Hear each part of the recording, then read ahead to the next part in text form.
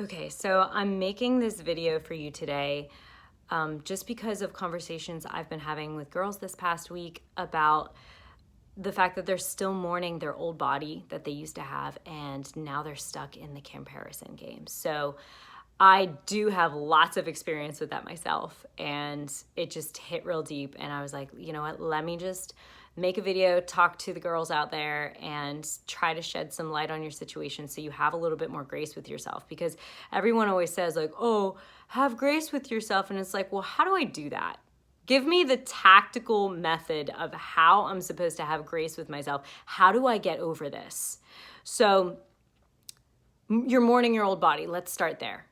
You're mourning your old body. The first thing I want you to do is ground yourself in why you went through your whole period recovery journey in the first place. And there's probably a ton of reasons. Let me just list off some of my own.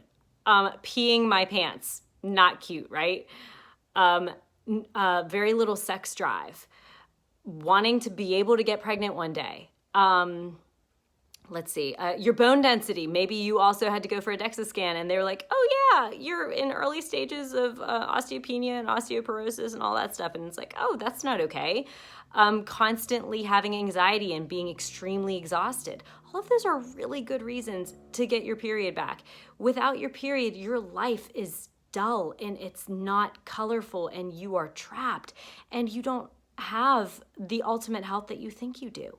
So step one, when you're mourning that old body, go and reground yourself in why you did all this in the first place.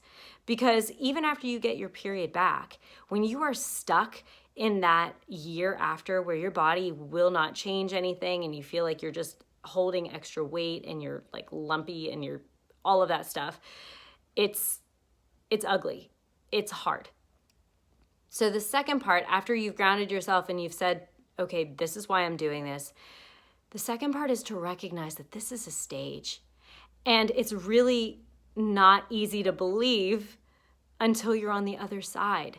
But I am somebody that's been on the other side, and I've dedicated my time to working with girls like you because it so sucked. And I just want to be able to shed light on the girls that are still in there, still stuck in the tunnel.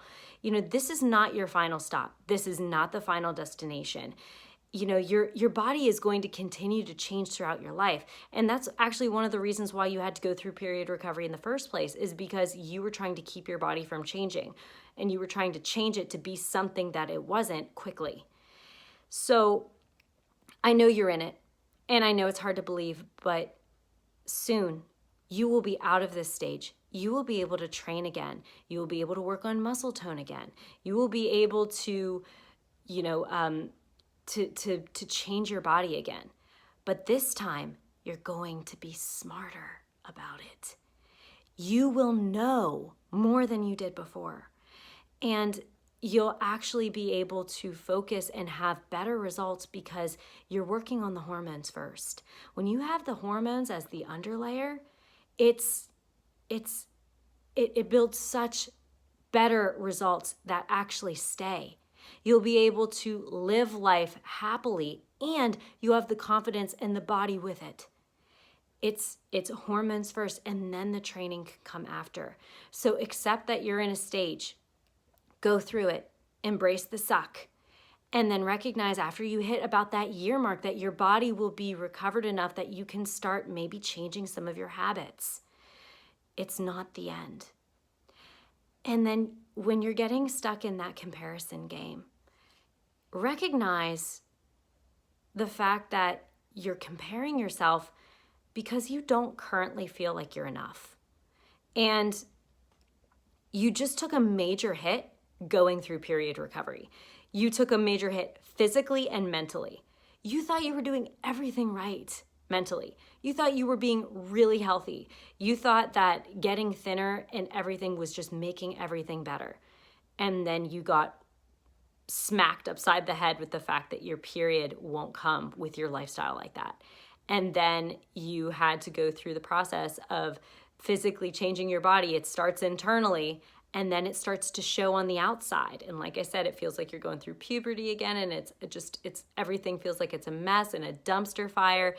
And it's it's hard because people don't compliment you anymore. And if you're anything like me, I really thrived off of the compliments I got from people when I was in my, what I call my skinny season. And you know that it affects everything for your self-esteem, and you don't feel good about it. And unless you have a partner that's like really in sync with you, they don't even know what to say. So what do? You're stuck in this comparison game and you're extremely unhappy, and then you go through this spiral over and over again. And when you are comparing yourself, recognize that you're doing it. That's the first step. You'll be halfway through and then you'll be like, oh crap, I'm doing it again. Recognize when you're doing it, and then speak to yourself in truths. Hey, this is a stage. I know I can't do as many pull-ups as I used to. I know that I can't run as fast that 5K as I used to. It's okay. For right now, I'm rebuilding internally, and then I can rebuild externally smarter. Then remember why you're changing for the better. This goes back to grounding yourself for a mourning-your-old body. It's the same thing. So the shame spiral that you were going through before, now you're helping yourself spiral. Ground yourself again. What good was not eating doing? I never had patience. I never had energy. I was peeing my pants, and that's not cute. I didn't have a period, so when I wanted to have kids, I wouldn't have been able to have kids. Remind yourself of why you're going through that journey, and then give yourself what you're craving.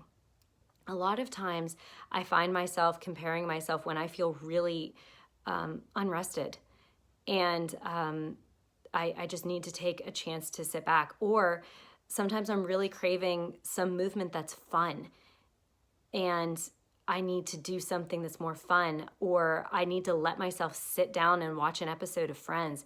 I need to, gosh, there are even times where I go up to my husband and I'm like, hey, I need you to make me feel like I'm pretty. I need you to tell me that I'm pretty. I need some words of affirmation.